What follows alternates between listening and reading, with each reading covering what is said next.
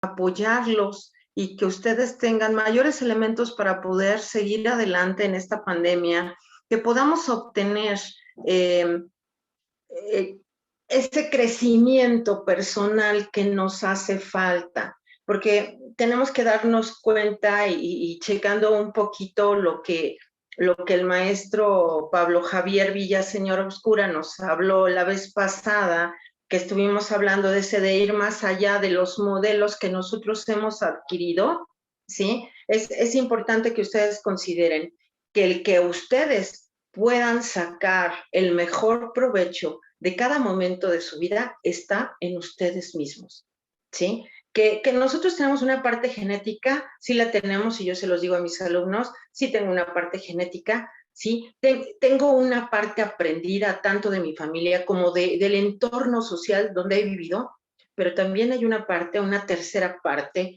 yo divido ese todo en tres partes. Y existe una tercera parte que solamente depende de nosotros. De nosotros depende el seguir con esos modelos aprendidos o hacer algo que valga la pena de nuestras vidas. Maestro, sin tomarle más su tiempo, el día de hoy vamos a hablar de esa sanación del vínculo. ¿A qué nos estamos refiriendo? ¿Qué tal? Muy buen día a todos. Es un verdadero placer estar una vez más con ustedes en este espacio. Y pues sí, el día de hoy vamos a trabajar con un tema que se llama sanar el vínculo. Yo voy a compartir mi pantallita de una vez y porque es muy gráfico y atendiendo un poquito a lo que la maestra Amada nos comentaba la vez pasada muy atinadamente, resulta que no todos aprendemos a través de la cuestión únicamente auditiva, sino que también visual o kinestésica.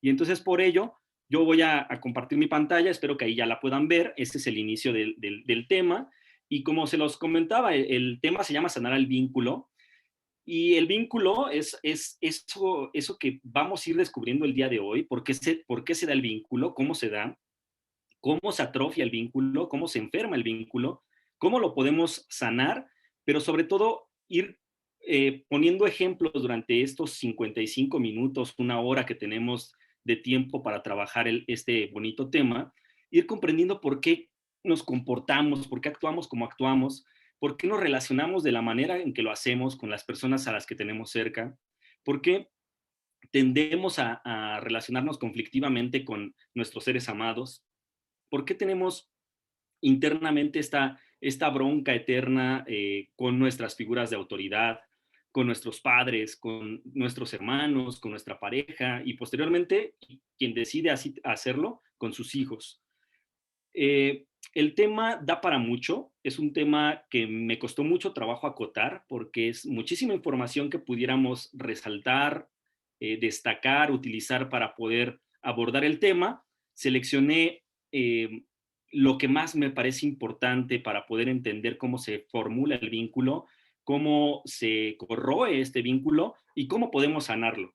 Voy a empezar un poquito haciendo alusión a esta imagen, a este gráfico que tenemos en la pantallita. Fíjense nada más qué expresión, aunque es un gráfico, es un dibujo, es algo no real, es una imagen simbólica, pero habla mucho de cómo en ocasiones se enturbian estas relaciones, estos vínculos entre las personas y cómo de repente estamos vinculados en un nudo de significación, en una pésima actitud hacia los otros que nos cuesta mucho trabajo desenmarañar y que definitivamente marca una pauta en la forma en la que internamente vivo, en cómo puedo ir construyendo mi felicidad o bien la infelicidad con la que voy laborando mi vida cotidiana. Para poder entender qué es el vínculo, valdría la pena entender que el vínculo es la relación emocional que existe entre dos individuos, entre dos personas, entre tú y alguien más, y que este vínculo tiene un origen.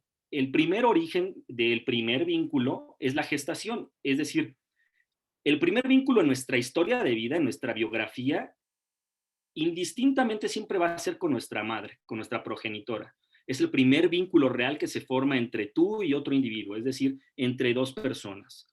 Ese primer vínculo, al que yo llamo vínculo de origen, se profundiza más allá de la gestación a partir del nacimiento y durante la primera infancia o la infancia temprana. Esos primeros 5 años de vida forman parte de una etapa, de un proceso a través del cual el vínculo se va a hacer mucho más profundo y se va a ramificar y va a darle origen a prácticamente toda nuestra forma de vincularnos en nuestra vida con todos los demás, más allá de nuestra madre. Este primer vínculo es un vínculo poderosísimo que primero es únicamente fisiológico, es decir, es biológico, estamos conectados a nuestra madre en una simbiosis perfecta, unidos en el mismo cuerpo, nosotros en su vientre, pero al momento de la individuación biológica, en el momento en el que cortan este cordón umbilical y nos separamos biológicamente de nuestra madre, comienza un proceso a través del cual el vínculo no solamente se vuelve biológico, sino que se vuelve psicológico, se vuelve un vínculo a nivel emocional afectivo. Por eso es tan importante que podamos ir entendiendo la labor de maternaje. Y para ello voy a citar a una de las psicoanalistas más famosas, que es Melanie Klein. No puedo decir que fue discípula de Freud, porque no lo fue, no trabajó directamente con él, pero trabajó con base en los conocimientos freudianos, es seguidora de la corriente psicoanalítica. Y Melanie Klein, que era una psicóloga austriaca, anglo-austriaca, se dedicó a acuñar varias teorías, pero lo más importante es que ella logró formular una teoría llamada la teoría de las relaciones objetales, en la cual reconocía que un nuevo ser humano, desde sus primeros días de vida, desde sus primeras horas de vida incluso, es capaz de distinguir dos tipos de sensaciones básicas: las sensaciones placenteras y las sensaciones displacenteras. Vamos a estudiar un poquito esto. ¿Qué son las sensaciones placenteras? Bueno, pues todas aquellas que nos hacen sentir en confort, en comodidad y libre de cualquier sentimiento turbio que pudiera alterar nuestro estado psíquico. A lo contrario, le llamo displacer, es esta sensación de angustia, esta sensación de no completud, a esta sensación de infelicidad, de inestabilidad o de dolor. Y Melanie Klein, a través de su teoría de las relaciones objetales, argumentaba que los niños, que todos nosotros nos vinculamos con nuestra madre, primordialmente con la necesidad de alimentarnos. Es decir, de acudir a nuestra madre como una relación objetal, como un objeto a quien nos acercamos, con la intención de obtener de ella los recursos necesarios para sobrevivir, el alimento. Y entonces se crea un vínculo con ese objeto, a lo que llamó relación objetal, y distinguió, según estas dos sensaciones de placer y displacer, en la concepción que el niño tenía de su madre como objeto. Y entonces llamó al objeto bueno, a este objeto dosificador, que satisface mis necesidades, que brinda alimentación, que está presente, lo llamó pecho bueno. Y por lo contrario, al pecho ausente, al pecho frívolo, al pecho castigador o que amenaza mi vida porque no me entrega el alimento que necesito, lo llamo pecho malo. Es esta escisión de una misma persona en dos concepciones, un pecho bueno y un pecho malo. Un pecho bueno que cuando está presente me alimenta, me da placer, me mantiene en confort y me mantiene vivo. Y un pecho malo que cuando mi madre se va amenaza mi vida con su ausencia porque es displacentero el dolor que siento biológicamente por no sentirme alimentado. Posteriormente, uno de sus grandes compañeros de trabajo, Donald Winnicott, un psicólogo inglés, británico, realizó algunos trabajos en paralelo con Melanie Klein, tuvieron contacto, aunque después se divorciaron profesionalmente porque había discrepancias en sus teorías. Y Donald Winnicott decía, habría que explorar si los seres humanos únicamente nos acercamos a nuestro primer vínculo, a nuestro vínculo primario, que es nuestra madre, por la necesidad de alimentarnos. Decía, no todo el alimento tiene que ver con el orden fisiológico. Valdría la pena entender que los seres humanos necesitamos de una triada a lo que él llamó sostén, manipulación y presentación objetal.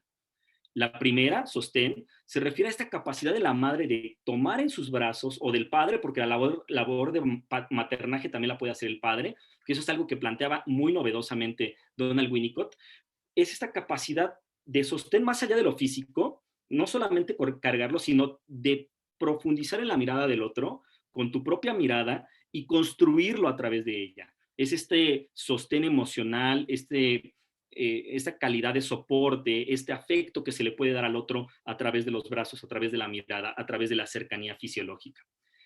Y también reconocía que no solamente este sostén y esta capacidad afectiva, esta mirada que construye al otro son importantes, sino que también la capacidad de manipulación de este nuevo ser humano.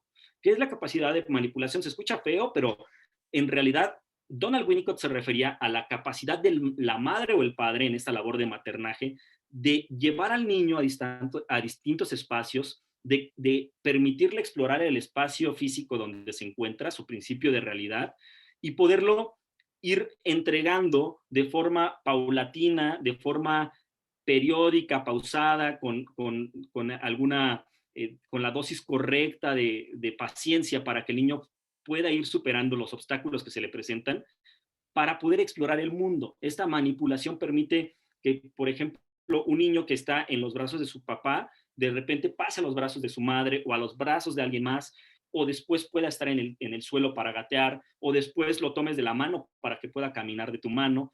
A esto se le llama manipulación en la teoría de Donald Winnicott. Y esta permite la tercera noción de la teoría de Donald Winnicott, que es la presentación objetal, que es esta capacidad de entregarle al niño algo del mundo real, un objeto del mundo real, que pueda percibir, que pueda sentir, que pueda explorar y que pueda formar parte ahora de su psique y que le pueda dar simbolismo y significado en su escenario interno de conciencia. Esta presentación objetal puede ser, por ejemplo, una cobijita, ¿no? ¿Cuántos de nosotros no recordamos esa cobijita con la que nos abrigaban, con la que nos atendían, con la que nos sentíamos cálidos, protegidos, en confort? O puede ser ese pequeño peluche, ese osito de felpa que en alguna ocasión formó parte de nuestro anclaje de seguridad. Y a eso Donald Winnicott lo llamó objeto transicional. Este objeto transicional es este objeto a través del cual, en la ausencia de la madre, yo vuelco todos mis sentimientos, los sentimientos que tengo hacia mi madre, hacia mi padre, en ese objeto, en esa cobijita, en ese osito, en ese juguetito que tengo, en ese patito de hule, ¿no? En esa sonaja, en cualquier juguete que haya formado parte de nuestros primeros años de vida y que formó parte de ese anclaje de seguridad, de ese objeto transicional que me permitió vertir mis sentimientos, vertir mi afecto en ese objeto para sustituir a mi madre cuando no se encontraba. Es decir, para poder trabajar con mi ansiedad ante la ausencia de mi madre. Donald Winnicott lo estudió muy bien, lo afirmó de forma maravillosa, lo que le dio paso a otras teorías como la de Harry Harlow, otro psicólogo británico que, aunque no fue un experimento que hoy podemos ver como ético, realizó algunos experimentos con pequeños simios, con estos changuitos como el que tiene ahí en sus brazos. Harry Harlow dedicó mucho tiempo de su estudio a realizar estudios con estos pequeños changuitos a quienes separó de su madre cuando eran recién nacidos, los colocó en un espacio físico donde construyó dos prototipos de madre sustituta. Estos dos prototipos les voy platicando. Uno era una estructura de fierro, de alambre, que tenía una aparente cara, más bien muy parca de cara, con ojos, pero no tiene boca, no tiene una expresión. Y esta primera estructura tenía una pequeña mamila, un biberón, donde el pequeño changuito podría ir a tomar agüita, a tomar su alimento, y había otra segunda figura sustituta de la madre. Una segunda figura mucho más confortable, tapizada con alguna tela cómoda, calientita, incluso suavecito. Y resulta que después de haber analizado durante mucho tiempo a varios de estos pequeños changuitos, se concluyó que el 95% del tiempo que el changuito se podía encontrar dentro de ese espacio físico, elegía estar en presencia y en compañía de la madre sustituta que ofrecía calor, que ofrecía confort, que ofrecía esa seguridad, esa calidez, en lugar de irse con la figura que ofrecía alimento, cosa con la que se confirmó la teoría de Donald Winnicott y con la que se desecha esta teoría de que nos vinculamos con nuestra madre interesadamente únicamente por la necesidad de cubrir nuestro deseo de alimentación y de supervivencia. Es decir, a través de las teorías de Harry Harlow y de Donald Winnicott, podemos entrever y podemos hacernos conscientes de lo importante que es el vínculo con nuestra madre, mucho más allá de lo biológico. Es decir, acentuando las capacidades de maternaje de nuestra madre o de nuestro padre, nuestras capacidades de vínculo afectivo con ellos dos para podernos sentir en construcción de nosotros mismos y podernos sentir en paz, con placer y en seguridad. Cosa que viene muy bien con esta otra imagen donde podemos apreciar a este pequeño changuito que se mantiene prácticamente todo el tiempo con esta madre sustituta que ofrece comodidad, que ofrece seguridad, que ofrece afecto y que ofrece una figura lo más parecida a lo que sea su verdadera madre. Una figura con ojos que lo mira, con una boca, con un cuerpo y con felpita que pudiera parecerse al cuerpo, a la presencia corporal de la madre. Esto pudiera vincularnos directamente con una teoría que seguramente muchos de ustedes habrán podido escuchar en algún momento de su vida académica, que es la pirámide de necesidades de Abraham Maslow, un psicólogo norteamericano que aportó muchísimo dentro de la rama social, de la psicología, y que forma parte de la psicología humanista. Abraham Maslow reconocía 5 tipos de necesidades, y a esto lo llamó la teoría de las necesidades básicas del hombre. Estas 5 tipos de necesidades se van agotando de forma escalonada hasta formar una pirámide. Es decir, él reconocía necesidades fisiológicas en la base de la pirámide, que son las primeras que en teoría tienen que ser cubiertas. Descubrió que los seres humanos necesitamos cubrir nuestras necesidades de alimentación, de descanso y de reproducción. Por encima de estas, y más importantes aún, están las necesidades de seguridad, el sentirnos seguros, el sentirnos en un entorno familiar al cual pertenezcamos, esta necesidad de sabernos capaces de estar en un espacio y ser productivos. Estas necesidades de seguridad todavía se ven superadas por un tercer nivel que se encuentra en medio de la pirámide y que justamente es la que nos ocupa hoy, la afiliación, esta necesidad de vínculo, esta necesidad de vincularnos con nuestros amigos, con nuestra familia, con nuestra pareja y con las personas a las que amamos. Este sentido de conexión con los otros al que llamó necesidad de afiliación. Esta necesidad de afiliación reconocida como una necesidad preponderante de la psique humana más allá del cuerpo y que contribuye de forma inmediata a alcanzar el cuarto y quinto nivel de necesidades, que son la necesidad de reconocimiento y la necesidad de autorrealización. Esta capacidad de afiliación, de vinculación, de socialización, de construcción de nuestro propio yo en un entorno, en un principio de realidad, donde podamos ser capaces de reconocernos a nosotros mismos, vincularnos con los otros y poder recibir de los otros estímulos para nuestra propia construcción, forma parte de una teoría fundamental en el entendimiento de que incluso cuando en ocasiones nos encontramos en una problemática, en un conflicto muy profundo con alguien a quien amamos, podemos incluso hasta perder el apetito. Esto deja ver profunda y claramente cómo los seres humanos no necesariamente estamos en búsqueda de alimento, de confort, de descanso y de reproducción. Los seres humanos buscamos algo más, buscamos vincularnos de manera profunda con los otros seres humanos que nos rodean, en específico con las personas a las que amamos. Es por eso que el vínculo es un tema nodal en el desarrollo humano. Entender cómo nos vinculamos con el otro, por qué se corroe el vínculo y cómo podemos sanarlo. Sin más preámbulo, vamos a la siguiente teoría. Hambre y el hambre existe en todos los sentidos, pero el hambre más radicalmente importante y necesaria de cubrir es el hambre de caricias. Eric Bernet, otro psicólogo de origen canadiense, postuló una teoría a la que llamó la teoría de las necesidades emocionales afectivas. Y él reconocía 3 tipos de necesidades básicas desde el nacimiento y hasta la adolescencia. La primera de estructura, a la que él definió como esta necesidad de conocer una figura de autoridad, alguien con quien me vinculo y a quien tengo que seguir, un modelo del que tengo que aprender, que en primera instancia son mis padres, y quienes me dan claramente reglas sobre las cuales puedo operar dentro de una familia, límites, alcances, y que de forma inmediata representan una figura de autoridad para mí. A esto le llamo estructura. También le llamo estructura a esta capacidad de interlocución con los padres, de crear un lenguaje directo con ellos, de poderse comunicar abiertamente con ellos. Pero más importante que las necesidades de estructura, Eric Bernet reconoció a las necesidades de estímulos y a la necesidad de reconocimiento como las necesidades más importantes para la construcción de un nuevo ser, a las que él, junto, estímulos y reconocimientos, llamó necesidad o hambre de caricias. Estas caricias, que son estos estímulos, estos reconocimientos, estas felicitaciones, esta manera a través de las cuales nuestros padres o nuestro entorno nos hacen saber que estamos haciendo algo bien y que estamos en el camino correcto, forman parte de la construcción del ser humano. El ser humano está ávido de la mirada del otro.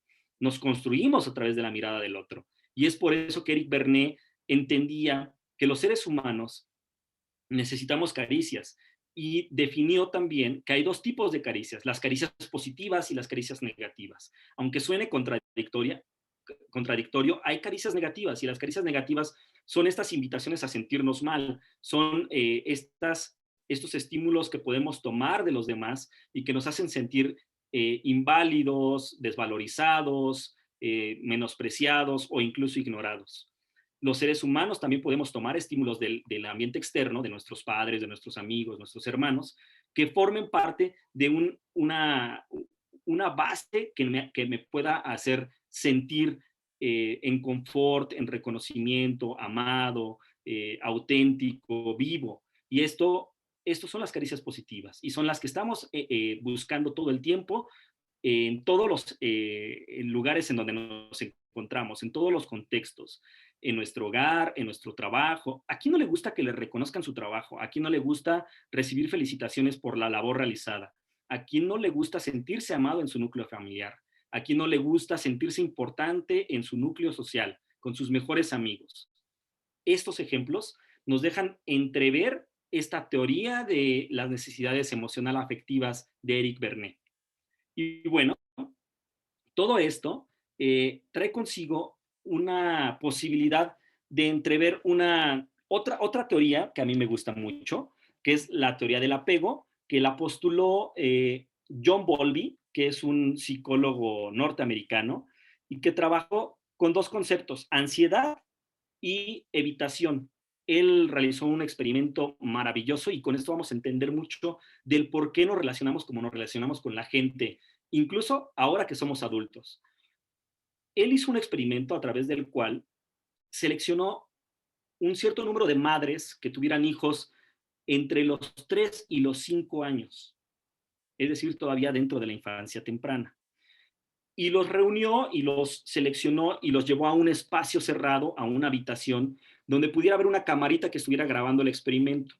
El experimento consistía en aquel momento en ingresar al niño con su madre a esta habitación, una habitación cómoda, donde pudieran encontrar juguetes, donde pudieran encontrar una alfombra, cobijitas, donde pudieran encontrar todos los aditamentos, todos los artículos, todas las cosas materiales que pudieran resultar cómodas para el niño y para la madre. En esta habitación iba a suceder algo con el experimento. Iban a tocar la puerta, iban a llamar a la madre, y la madre iba a dejar por algún tiempo determinado al niño en solitario en esa habitación, mientras la camarita grababa. ¿Qué sucedió? Se descubrió que durante el momento en el que la madre es llamada y sale de la habitación y el niño se queda dentro, los niños reaccionaban de dos formas básicas, presentando una ansiedad moderada y una ansiedad elevada. Después de que los niños se encontraban solos en esta habitación, podían presentar cualquiera de estas dos ansiedades, y las voy a explicar brevemente. ¿Qué es la ansiedad moderada? Los niños se comportaban con muchísima seguridad dentro del entorno. Eran capaces de ir a buscar en el baúl de juguetes algo que les entretuviera, encontrar algún juguete y entonces comenzar a jugar, comenzar a representar cosas de su vida cotidiana a través del juego. Podía ir y sentarse en el sofá y cubrirse con la cobijita y estar jugando, o ir a explorar la habitación, revisar los muebles, sentarse, jugar. incluso hablar solo. A estos niños se les etiquetó o se clasificaron como niños que presentaban ansiedad moderada. Pero había otro tipo de ansiedad que algunos otros niños presentaron, la ansiedad elevada.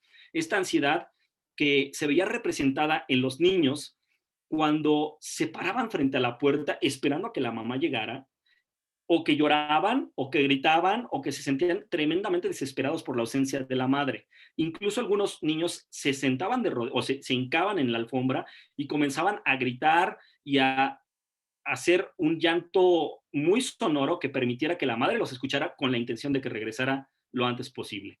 A este nivel de ansiedad se le conoce como ansiedad elevada. ¿Qué pasaba cuando la madre regresaba a la habitación? John Bowlby reconoció dos tipos de reacción: la baja evitación y la alta evitación. Decía, hay niños que cuando la madre regresa, de inmediato van a la búsqueda de la misma y le llevan los juguetes con los que estaban jugando y les cuentan su experiencia o les preguntan por qué te fuiste, a dónde fuiste, qué fuiste a hacer. Y estos niños presentan una baja evitación ante el regreso de la madre, es decir, ante la presencia física y emocional de la madre a su regreso. Y hay otros niños que reaccionaban de forma contraria, intentando poner una distancia muy grande entre ellos y su madre, una distancia emocional e incluso de contacto visual. Ignoraban el regreso de la madre, se ponían de espaldas y si la madre intentaba buscarlos, ellos intentaban incluso físicamente separarse de su madre, braceando, pataleando, alejándose o incluso mostrando una mueca de desagrado hacia la misma. Estos dos parámetros, tanto evitación como ansiedad, le permitieron a John Bowlby construir una matriz en la cual clasificó a los niños para poder entender los cuatro tipos de apego, perdón. Estos cuatro tipos de apego son el apego seguro, el apego ansioso, el evitativo y el desorganizado. Los niños que presentaban una ansiedad moderada, es decir, que podían explorar el terreno en la ausencia de la madre y que cuando regresaban aceptaban a su madre con toda la implicación emocional que yo pues contenía, mostraron este apego seguro. Niños que son capaces de elaborar una vida, incluso en la ausencia de la madre, de elaborar una vida equilibrada, una vida creativa, una vida completamente pacífica, incluso en la ausencia de su madre. Otros niños, aquellos que presentaban una ansiedad moderada pero una alta evitación, fueron conocidos como niños con apego evitativo, con este vínculo en donde yo necesito la presencia de mi madre, si se va, puedo comprenderla, pero si regresa la castigo emocionalmente y evito el contacto físico y emocional con ella. También reconoció el apego ansioso, que es un apego un poquito más delicado y que en ocasiones nos sigue sucediendo en la vida adulta, y que es este apego a través del cual experimentamos una altísima ansiedad en la ausencia de la otra persona y una baja evitación, es decir, cuando regresa la madre, se pegaban a la madre, intentaban volcarse en ella, adherirse a ella, fusionarse a ella y no soltarla por este miedo a la pérdida de este objeto o de esta madre. Y el apego desorganizado, que es un apego todavía más conflictivo, a través del cual se muestra una ansiedad elevadísima ante la ausencia y una alta evitación de la presencia de la madre. Hay tres factores subyacentes que construyen o que pueden incidir en qué tipo de apego elaboramos con nuestras figuras de autoridad: el afecto, la comunicación y los límites. Es decir, tomando nuestro ejemplo personal, cada uno conoce su ejemplo personal. Aquí valdría la pena preguntarnos, ¿qué tanto afecto del 1 al 5, si pudiéramos cuantificarlo, si pudiéramos hoy hacer una remembranza, retraer nuestras memorias al presente y poder cuantificar y valorar numéricamente del 1 al 5, ¿cuánto afecto recibimos de nuestros padres? ¿Cuánto dirían que recibieron? Del 1 al 5, siendo 1 muy bajito y 5 lo máximo. Este nivel de afecto influye en el tipo de apego que podemos llegar a presentar ante la ausencia de nuestra madre. El nivel de comunicación, del 1 al 5, ¿qué tan buena fue la capacidad comunicativa de tus padres, de interlocución contigo? Es decir, te explicaban las cosas cuando eras pequeño, te daban razones lógicas, te explicaban las cosas con la inteligencia de que tú podías entenderlo todo o te privaron de algunas explicaciones que para ti eran indispensables para entender el mundo. Aquí valdría la pena revisar del 1 al 5 qué tan buena fue la comunicación que nuestros padres tuvieron con nosotros para explicarnos el mundo en el cual vivíamos. Además de la comunicación y de esta confianza que se crea entre madre e hijo o entre padre e hijo para poder eh, esclarecer los eventos de la vida cotidiana, valdría la pena también entender que los límites forman parte crucial, nodal y trascendental en el tipo de apego que vamos a presentar con nuestros padres. Hay padres que establecen límites, reglas, pautas de conducta muy rígidos y otros padres que son bastante laxos en ese sentido.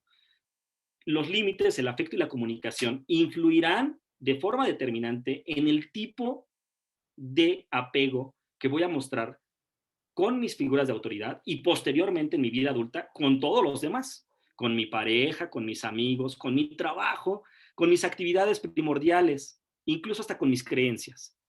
Un apego seguro nos permite construirnos bajo la idea de que todo en esta vida es cíclico y todas las presencias en esta vida son cíclicas y que debemos entender que debemos gozar de la presencia del otro y que ante la partida, el término de un ciclo o la conclusión de un periodo de nuestra vida, debemos aprender a vincularnos con ese principio de realidad en total aceptación y fluyendo en amor. En el apego ansioso no sucede lo mismo, igual que en el evitativo y en el desorganizado. El apego óptimo, ideal que debemos de perseguir con nuestras figuras de autoridad, con nuestros padres, con nuestras personas amadas, con nuestros proyectos, con nuestras creencias, hasta con nuestra pareja, con nuestra profesión y con lo que sea, es el apego seguro, este apego donde soy capaz de construirme más allá de mis propias ausencias. Y esto nos vincula directamente con la semiología de la vida cotidiana, porque en semiología de la vida cotidiana hay un término que para mí es fundamental entenderlo y que todos podamos entender que existe y que se llama huella de abandono. ¿Qué es la huella de abandono? Ya lo vimos en alguna otra sesión del círculo de conferencias pasado, pero vale la pena volverlo a comentar. La huella de abandono es una pequeña cicatriz, una herida de orden ontológico, no es una herida fisiológica, no es una cicatriz que podamos ver en ningún lado de nuestro cuerpo, sino que se encuentra internalizada, se encuentra en nuestra alma. Esta herida llamada huella de abandono es una herida que se creó por dos eventos o por dos sensaciones fundamentales, como son el desamparo y la angustia existencial. ¿Qué es el desamparo? El desamparo surge por la carencia de un sentido de pertenencia y esta ocurre de los 0 a los 3 años de edad, igual dentro de la infancia temprana. Pero ¿por qué sucede esta carencia? ¿Cómo ocurre esta carencia de sentido de pertenencia? Es decir, el no saber de qué formo parte de esta familia o no, y sucede básicamente por varios eventos que pudieron ocurrir en nuestra infancia temprana. Abandono, es decir, las familias uniparentales, cuando uno de los dos padres abandona a los hijos, el hecho de crecer sin la figura paterna o la figura materna incide en nuestra huella de abandono, dándonos una sensación de desamparo. Es importantísimo reconocerlo, aceptarlo y dilucidarlo. Podemos negar esta incidencia en nuestra vida, pero eso no quiere decir que no exista. Hay una sensación de desamparo por el hecho del abandono de alguno de nuestros padres. Las etiquetas devaluadoras son otro motivo por el cual se crea esta sensación de desamparo. Cuando eras niño, te etiquetaron como el gordito, o la ñoña, o la burrita, o cualquier otra etiqueta devaluadora, la llorona, las niñas no lloran, o las niñas se ven feas chillando, o como niña no debes de enojarte porque te ves horrible, o los niños no lloran porque no está bien, ¿no? Este tipo de creencias, de mandatos de nuestras figuras de autoridad son etiquetas devaluadoras que inciden en esta sensación de desamparo y evidentemente en nuestra huella de abandono. El reemplazo por el nacimiento de un nuevo hermano, es decir, este reemplazo en la vida emocional de la familia, incide directamente. Cuando veo que yo era el objeto de todo el amor, de todo el afecto, de toda la atención y de repente llega otro individuo a quitar mi lugar, el lugar, por mucho que sea mi hermano, va a incidir en mi huella de abandono. Las pérdidas, por ejemplo, la muerte de alguno de los padres dentro de la familia incide directamente en la huella de abandono. La negación de tus sentimientos, cuando llorabas, te decían, estás exagerando o estás haciendo mucho drama o no te enojes, estás haciendo berrinche. Este tipo de declaraciones de los padres, por supuesto que incide directamente en esta sensación de desamparo. La sobreprotección, que hoy está catalogada como un tipo de violencia, también puede formar parte de esta huella de abandono y de esta sensación de desamparo.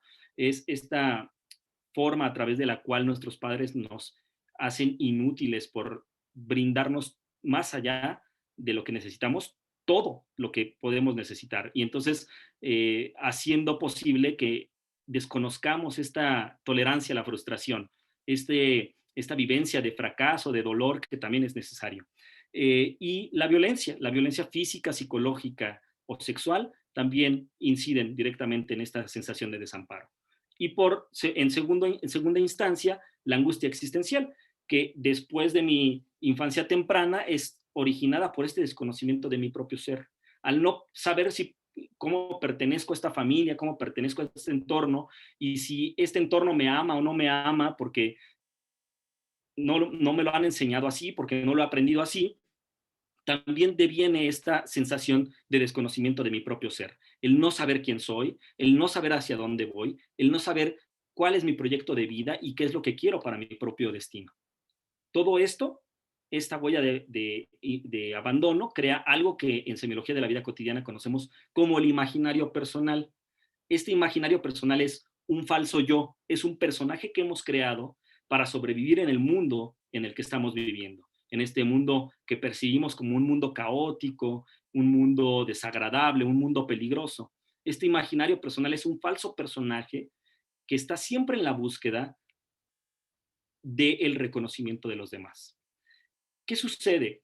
Si transcurren los años, si transcurre la vida, si nos estacionamos en el verano o en el otoño de nuestra vida, por allí de los 30 a los 50 años de nuestra vida, y no hemos sanado esta huella de abandono, jamás podremos reconciliarnos con nosotros mismos, es decir, con nuestra intrabiografía.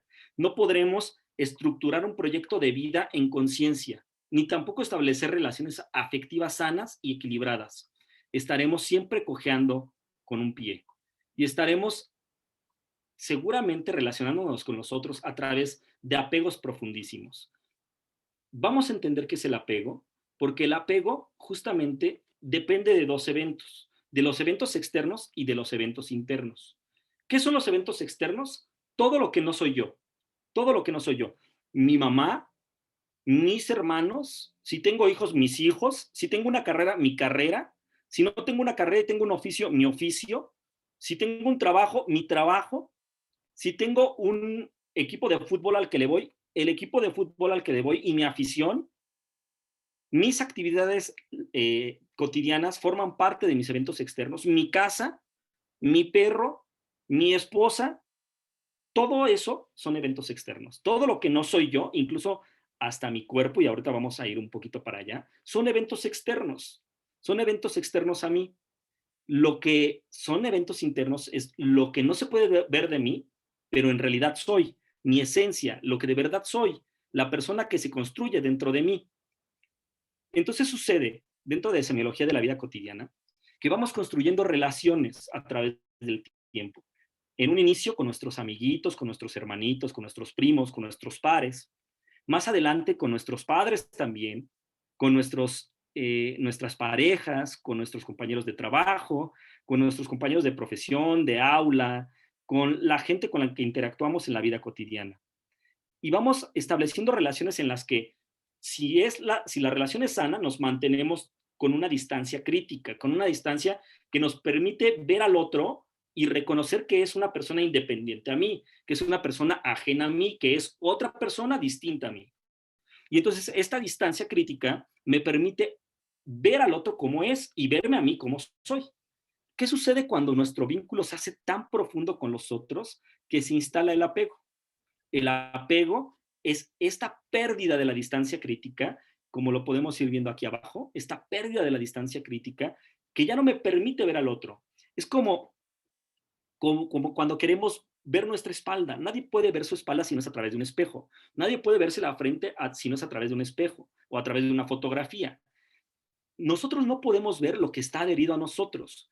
Cuando perdemos la distancia crítica con los otros, sucede este fenómeno de no poder distinguir al otro y no poderlo analizar y no poder tener distancia crítica, es decir, capacidad de observación del otro y de mí mismo. Es este proceso a través del cual el ello, todas estas cosas que no soy yo y yo mismo, nos adherimos tanto, nos juntamos tanto, nos apegamos de tal manera que el ello subordina al yo y lo nulifica. Es decir, el apego es este proceso psicológico mediante el cual este ello, estos eventos externos, subordinan a mi yo, al que sí soy, al que de verdad soy, y me nulifican.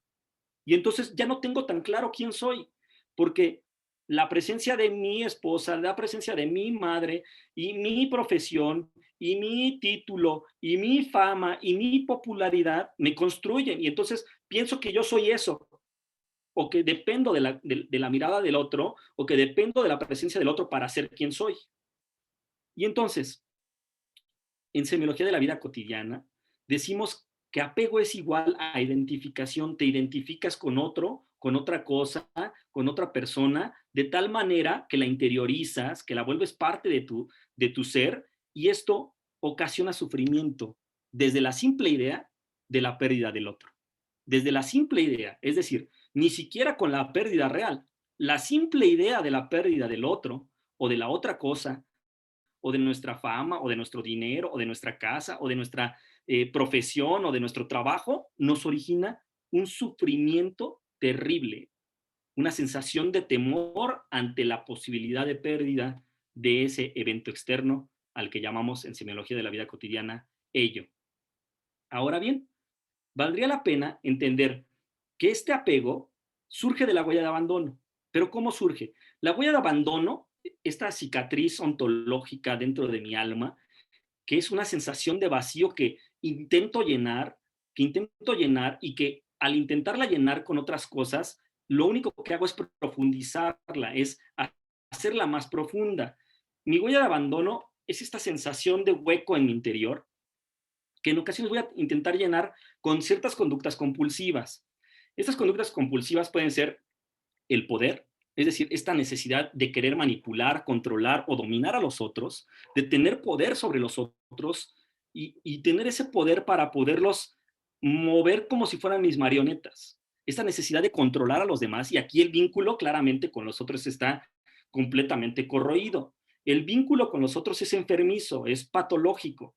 Esta necesidad de controlar a los demás, de que los demás hagan lo que yo creo que es correcto, de que los demás hagan lo que yo quiero que hagan, es esta conducta compulsiva alimentada por un pensamiento obsesivo de que de esa manera voy a sanar ese vacío interior. La fama, la popularidad, este deseo de alcanzar estos reconocimientos de la Vox Populi que alimentan de forma inmediata, pero que son efímeros, son este tipo de motivación extrínseca que la verdad son estímulos de alto potencial, pero que son efímeros, que se agotan pronto, me permiten sentirme contento y alegre en el momento, pero no feliz. Y esto tiene que ver con que también es una conducta compulsiva, que también es una conducta que proviene de mi huella de abandono. ¿Qué tal la riqueza? El deseo de acumular, el deseo de volvernos más poderosos económicamente o más inteligentes. Aquí viene la riqueza. La riqueza intelectual también es un tipo de conducta compulsiva. Cuando nos aferramos a volvernos mentes maestras, pero desalimentamos el alma, o cuando nos volvemos ambiciosos en la cuestión financiera, pero desalimentamos el alma, estamos cayendo en una conducta compulsiva. Estamos a todas luces atendiendo a nuestra huella de abandono, trabajando con nuestro imaginario personal, el que no somos de verdad, y tratando de llenar este vacío con algo que jamás lo va a llenar, con algo que jamás va a incidir en mi felicidad. ¿Qué pasa con estos seres humanos de cuerpos perfectos? Estos que vuelcan toda su vida, toda su atención, todo su mundo gira en torno a su cuerpo, desatendiendo que somos seres integrales, que tenemos 8 áreas de vida, nos dedicamos únicamente a alimentar al cuerpo. Y la mente y nuestra psique y nuestra alma desapercibidas pasan, pero no importa, porque mi autoestima, porque mi felicidad, porque mi forma de vivir en paz es mirándome al espejo y verme como me gusta verme, con estos músculos, con este cuerpo fit, y porque mi estabilidad emocional depende de que todos los demás me vean con este cuerpazo. Y no importa que acá arriba y acá adentro no suceda nada, porque tengo este cuerpazo. Y este cuerpazo también es una conducta compulsiva, nacida de un pensamiento obsesivo. Ahora bien, la celotipia, estas relaciones, no solamente de pareja, la celotipia también sucede con los amigos. Estos amigos que celan a sus amigos, o estas personas que son tu pareja y que te celan, que te vigilan, que te absorben, que emocionalmente te agotan. Esto también es una conducta compulsiva y la llamamos apego en las relaciones eros, en las relaciones de amor.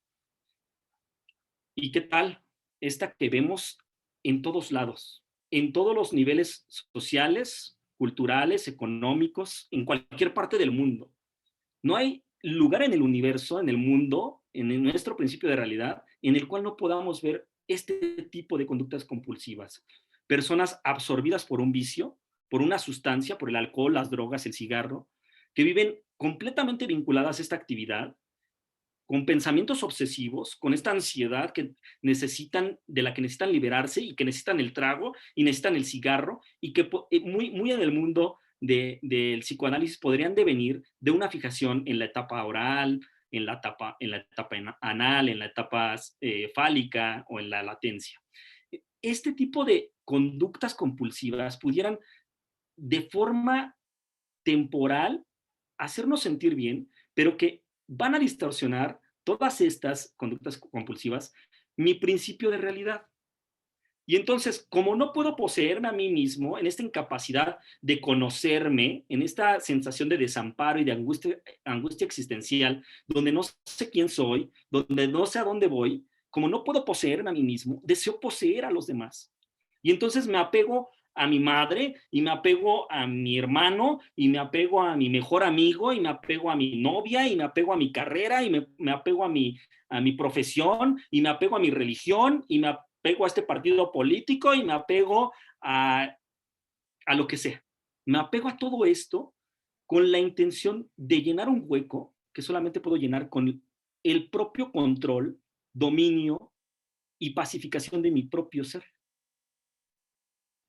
Este imaginario personal, que tiene esta visión distorsionada de la realidad, evidentemente tendrá una visión distorsionada de sí mismo, por ende también de su biografía y de sus proyectos, de su vocación. Estudian carreras que no les gustan, estudiamos carreras que no nos gustan por mandato de nuestra huella de abandono, por nuestro imaginario personal.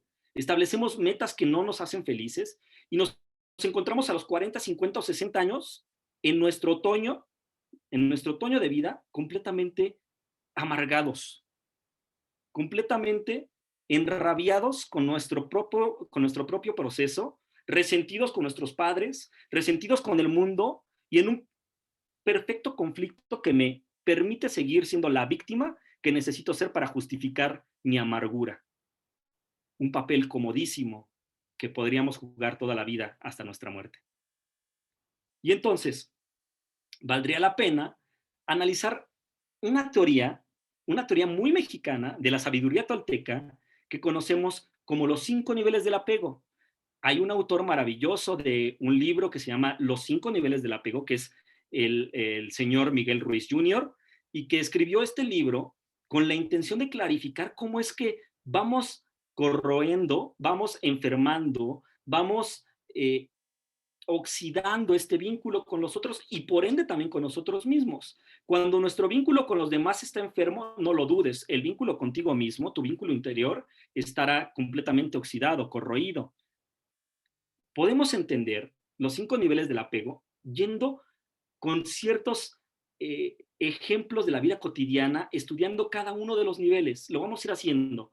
Y te pido que vayas por una libreta, que escojas un lápiz, un boli, y que tengas tu libreta, y que conforme vayamos avanzando en los 5 niveles del apego, escribas en el nivel 1 de mi vida cotidiana, ¿qué cosa está en el nivel 1 de apego?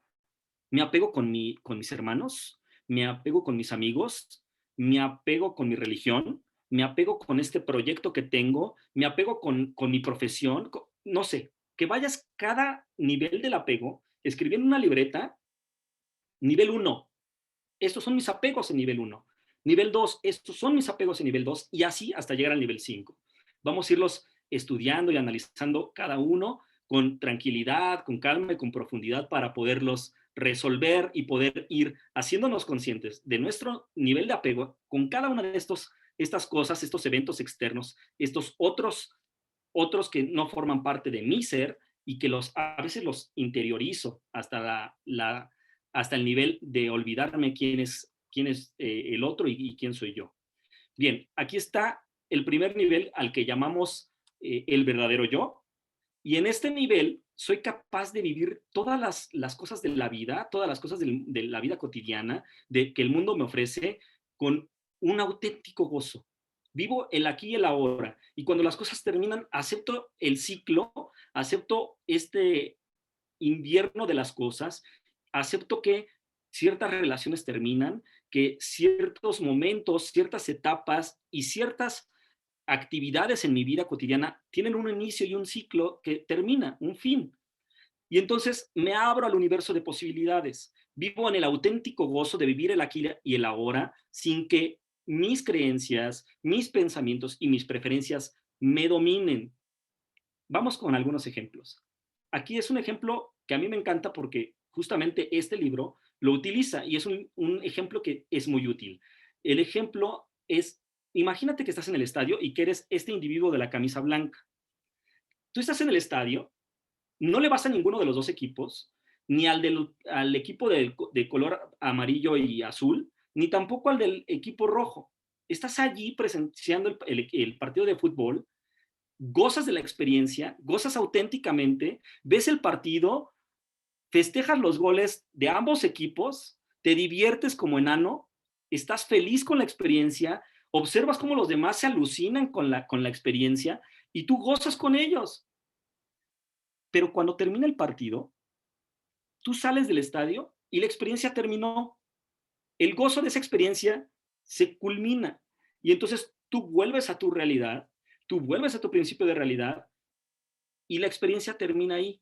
Y entonces aquí se abre el universo de posibilidades, porque a diferencia de los otros niveles, tú fuiste un espectador de un partido de fútbol y de inmediato cuando sales del estadio, esa experiencia ya no forma parte de tu principio de realidad. Formó parte en el pasado, pero ahora estás en otro lugar, en otro momento y experimentando una nueva vivencia que forma parte de tu aquí y ahora en un gozo auténtico. Esto sucede también con estos amigos con los que vamos a tomarnos un café y que a lo mejor es la primera vez que nos tomamos un café con estos cuates. Y entonces no son mi círculo de preferencia afectiva, no son mis mejores amigos, son dos cuates con los que me tomo un café y platicamos de cosas diversas y disfruto muchísimo el cafecito, nos despedimos, cuando la realidad lo permitía, nos despedíamos de mano o de beso y nos vamos cada quien a nuestra casa y disfrutamos el proceso, disfrutamos la acción de sentarnos, charlar, compartir y no más. Ya no forma parte de mi día a día, ya no estoy ansioso de volverlos a ver, no estoy anhelando la presencia de estos seres humanos en esta actividad para poderme sentir en paz. Es decir, si vuelvo a verlos, qué maravilla y volveré a gozarlo y volveré a vivir en ese momento con pleno gozo la actividad que me vincula con ellos.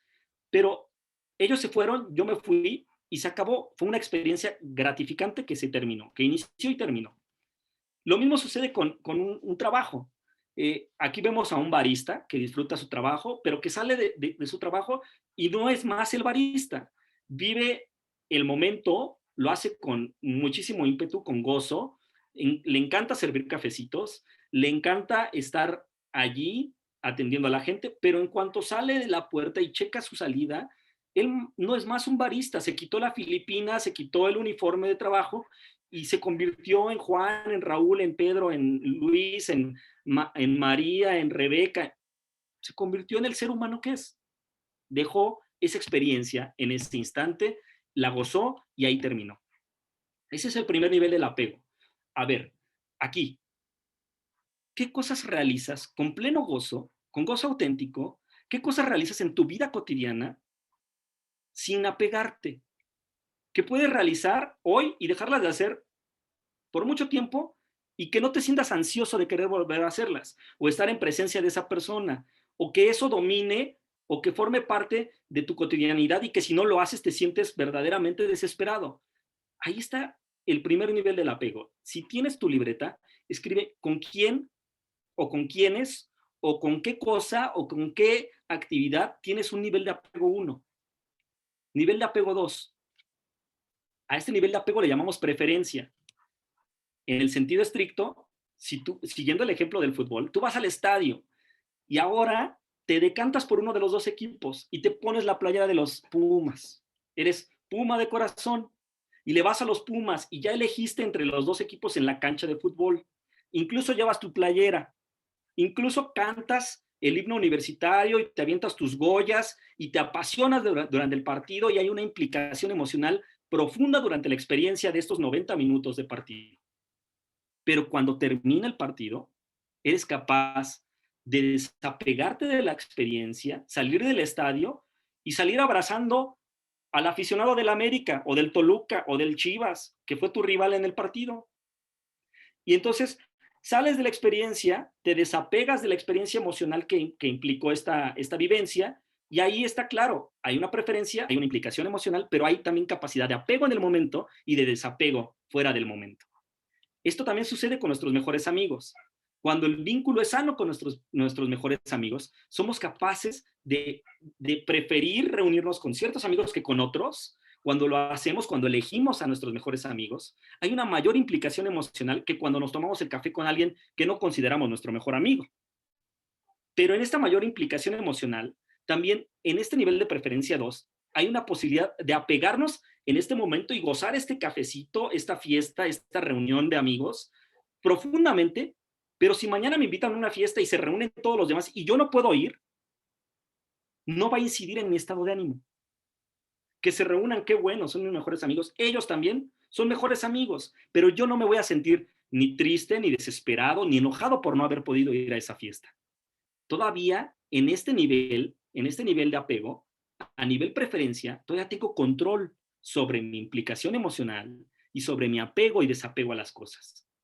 Lo mismo sucede con las relaciones románticas, con las relaciones de pareja, con el eros, esta sensación de amar a alguien, este sentimiento profundísimo nacido de la conciencia, donde lo amo, pero lo amo libre, porque si no hay libertad, no hay amor.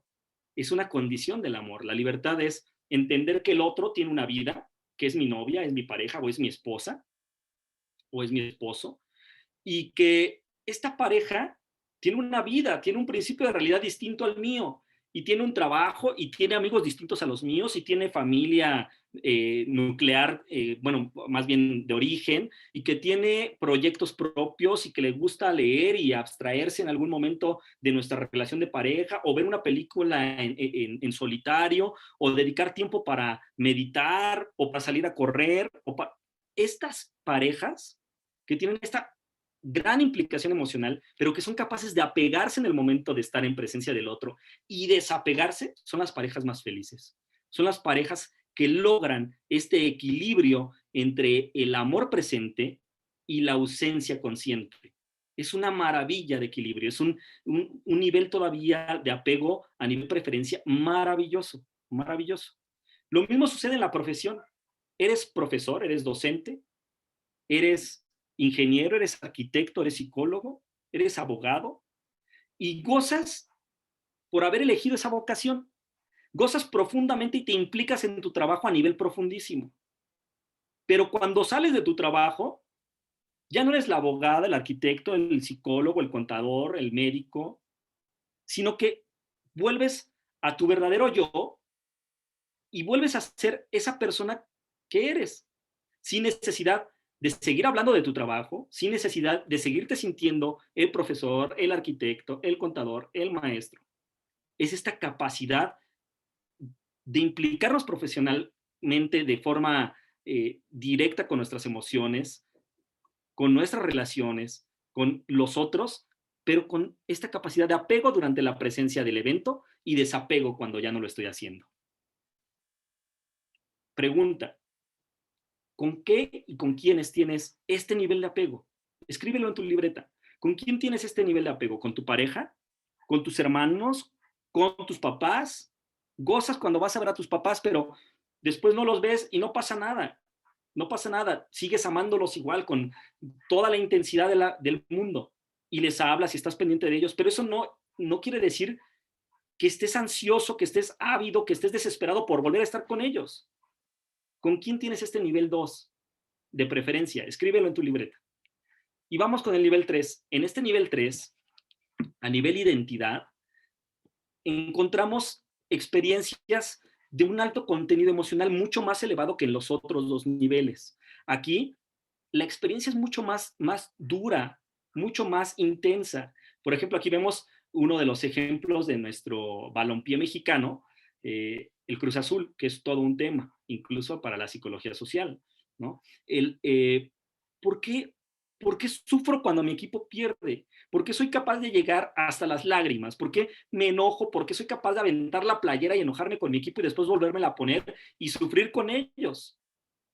Porque entré a este nivel de apego de identidad, donde ese equipo de fútbol, o lo que le pasa a mi pareja, o lo que le pasa a mi profesión, o lo que me pasa en el trabajo, o lo que le pasan a mis hijos, incide de forma directa en mi estado de ánimo.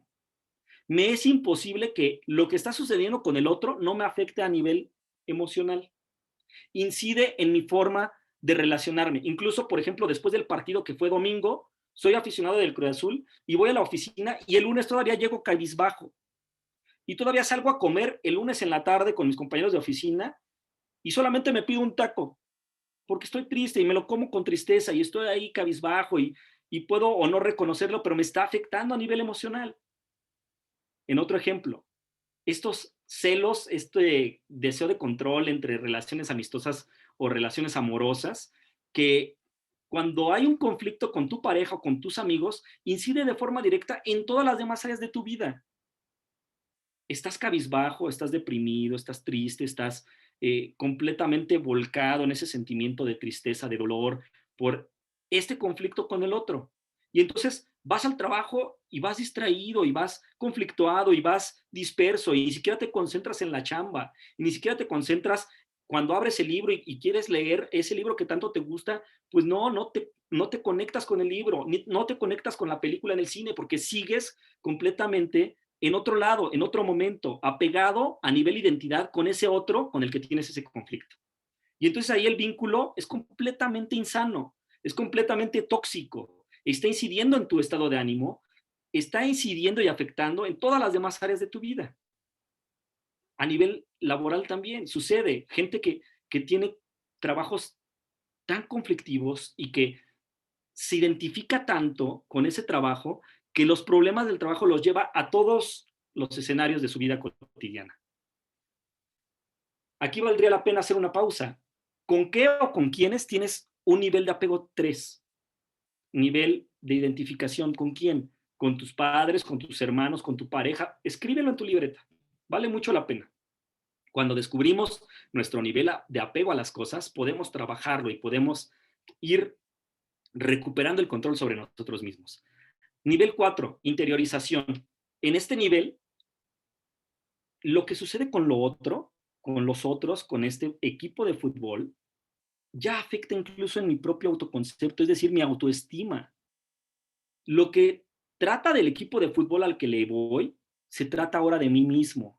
Los triunfos o los fracasos de este equipo de fútbol me afectan a nivel interior, me afectan a nivel percepción de mí mismo. Y si los Tigres perdieron y somos unos fracasados, y sientes que tú también jugaste y que estuviste en la cancha, a nivel interiorización, significa esa otra cosa, esa otra persona, esa creencia, ese proyecto, tu carrera, tu relación eh, de pareja, tu relación amistosa, tu carro, tu casa, tu título, tu fama, tu popularidad, la interiorizas y se vuelve parte de ti. Y entonces, cuando hay un problema con esa cosa que interiorizas o esa persona que interiorizas, el sufrimiento es a gran escala. Es decir, a nivel interiorización, este otro evento externo, esto que no eres tú, condiciona tu identidad. Por ejemplo, cuando tienes un conflicto con tu pareja y tu pareja termina la relación contigo y tú eres capaz de expresar cosas como, es que sin ti no soy nada, sin ti no sé quién soy, es que me encuentro perdido sin ti. Condicionar tu identidad por la presencia de algo o por el vínculo estable con algo más es un nivel de apego interiorizado, donde el otro ya no es otro, es algo que forma parte de mí, que me pertenece, que le da sentido a mi vida y que si esta persona, esta cosa, este evento no está, yo ya no me conozco, yo ya no sé quién soy. En el nivel de interiorización, todo gira en torno a ello. Personas que tienen trabajos tan absorbentes que toda su vida gira en torno a su trabajo, o gira toda su vida en torno al equipo de fútbol, o gira su vida en torno a su pareja, o a la vida de sus padres, o al cuidado de sus hijos. Imagínate que en tu vida todo gira en torno a una sola cosa. Este es el nivel de apego de interiorización. ¿Con quién tienes este nivel de apego? Escríbelo y vale mucho la pena hacer un trabajo escrupuloso, consciente, objetivo, lleno de amor. Vale la pena nos detengamos en este momento porque este foco rojo, este color rojo del nivel de interiorización es una llamada de alerta. En este punto, o recobras control sobre ti mismo y te reconceptualizas y te redimensionas y te resignificas, o bien habrás perdido el control sobre tu propia vida. Aquí vale mucho la pena hacer un trabajo de muchísima conciencia y escribir en esa libreta y reconocer, por mucho que duela, por mucho que cueste trabajo, con quién tengo este nivel de apego, este nivel de apego que afecta mi autoconcepto, que afecta y condiciona mi identidad. Mi vida gira en torno a esto, a esta persona, a este proyecto, a esta idea, a esta creencia. Vale mucho la pena. Escríbelo en tu libreta. Y el quinto nivel del apego, que es el fanatismo, donde ya no visualizamos otra opción, donde yo ya no entiendo mi vida si no sería fanático de este equipo de fútbol. Ahora me defino, ahora me veo al espejo y no veo más que a este fanático de fútbol. Toda mi vida gira en torno a mi fanatismo por este equipo de fútbol. Toda mi vida gira en torno a mi necesidad de estar ahí con mis padres, absorbiendo todo de ellos y vinculándome con ellos en un nivel de apego profundísimo en el cual soy incapaz de dejarlos vivir el otoño de sus vidas, salir de casa y que vivan su etapa de nido vacío, que es una parte del ciclo del ciclo vital de la familia, y donde yo soy incapaz de crecer y me convierto en el eterno adolescente. Y me siguen lavando la ropa y me siguen cocinando y sigo siendo el niño de papá y el niño de mamá y me resuelven mis problemas emocionales. Incluso son capaces de resolverme problemas hasta laborales. Y entonces, esta dificultad de identificar dónde comienzo yo y termina el otro. Este es el nivel de fanatismo, donde soy capaz de morir o matar por algo. Soy capaz de morirme en la raya por ese trabajo, porque toda mi vida gira en torno a ello, porque toda mi felicidad, lo que creo que es mi felicidad, gira en torno a esta otra persona o esta otra cosa o esta otra actividad. Y aquí podemos ver completo el esquema de los 5 niveles del apego. Es un esquema extraordinario que podemos analizar y podemos entender uno a uno y poder ir colocando nuestros niveles de apego de cada cosa, de cada persona o cada evento o cada proyecto en nuestra vida cotidiana para poderlos ir entendiendo y poderlos ir superando hasta llegar al control y la posesión de nuestro verdadero yo. Para concluir, valdría mucho la pena que aprendiéramos a trabajar en amor, paz y libertad. ¿Qué es esto? Entender que nosotros como seres humanos fuimos influidos por la manera en la que fuimos criados, como lo vimos en la sesión pasada de modelos. Aceptar que las cosas no pueden cambiar, el pasado está escrito, está así.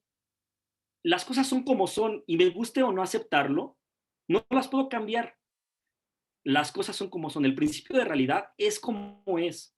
Y aunque me enoje, aunque llore, aunque lo niegue, aunque cierre los ojos cuando los abra, el principio de realidad seguirá siendo el mismo.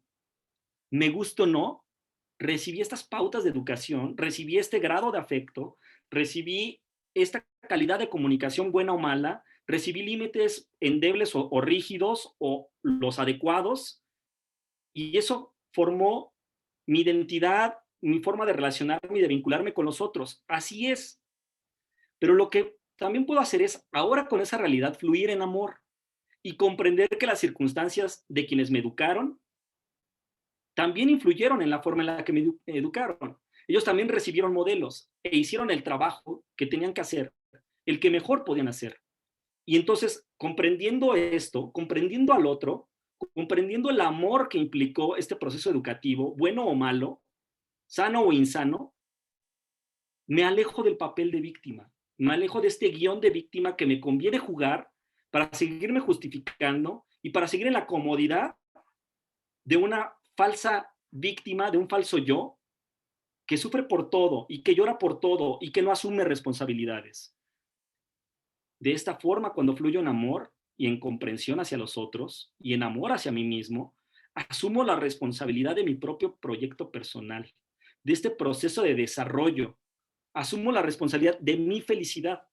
No se la asigno a mi pareja, no se la asigno a mi profesión, no se la asigno a mis hijos, no se la asigno a nadie más que a mí. Asumo la responsabilidad de tomar en mis manos esta responsabilidad, este derecho maravilloso de ser feliz. Y entonces coloco toda la expectativa sobre mí y no sobre los demás. Me hago consciente de la existencia de mi falso yo, de mis pensamientos obsesivos, de mis conductas compulsivas y de mis vínculos insanos. Y a partir de este momento, sano el vínculo y para sanarlo, venzo el apego. ¿Y cómo lo venzo? Abriendo mi mente y mi alma, aceptando la existencia de mis apegos, la forma en la que están incidiendo en mí. Ya estoy clarísimo ahora con mi libreta que tengo un apego profundísimo con mis hermanos, con mi madre, con mi profesión, con mi pareja.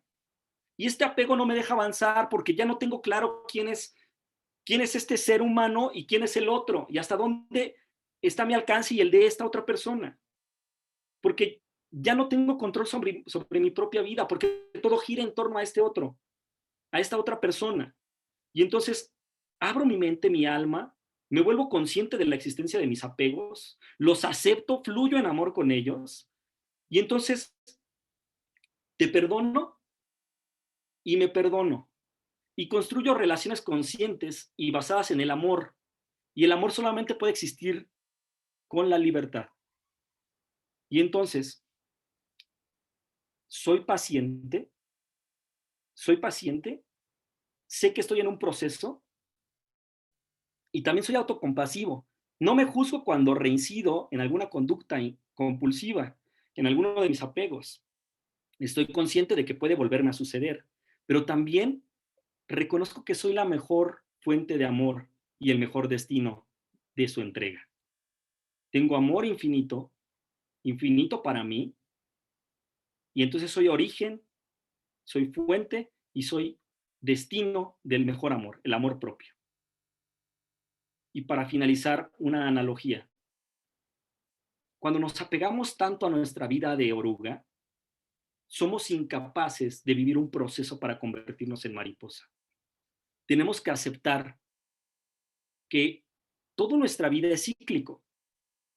La presencia de las personas en nuestra vida es cíclica. Nuestros proyectos, nuestros trabajos, nuestra vida en familia, todas las cosas que hacemos en este mundo tienen una primavera, un otoño, un verano y un invierno. Y naturalmente inician y tienen que terminar. y las presencias de las vidas de las personas a las que amamos también van a terminar. Y tenemos que entenderlo y tenemos que aprender a limpiar el vínculo, a sanar ese vínculo, no de posesividad, sino de amor, donde yo ya no quiero poseerte, lo que quiero es disfrutarte el tiempo que pueda disfrutarte. Y entonces entender este proceso temporal de la vida, de todos los proyectos, de todas las presencias, de todas las cosas que forman parte de mi principio de realidad, es trabajar activamente para dejar de ser esta oruga, crear nuestra pupa, volvernos esta crisálida que está ahí adentro, encerrarnos ahí para vivir un proceso de metamorfosis y después salir, expandir nuestras alas y volar hacia esa maravillosa libertad de vivir en un mundo sin apegos, en un mundo donde tengo el control completo sobre mi propia vida y donde me vinculo con los otros en pleno gozo, en el aquí y ahora, donde agradezco y amo profundamente a las personas sin necesidad de poseerlas, sin necesidad de controlarlas, sino de manifestar con todo mi potencial de ser, este vínculo lleno de paz, este vínculo donde nos hacemos la vida más fácil el uno al otro, donde tú y yo estamos vinculados en amor, donde formamos parte de un todo y donde nos amamos por el simple hecho de existir y donde nos amamos más allá incluso de nuestra propia existencia. Muchas gracias.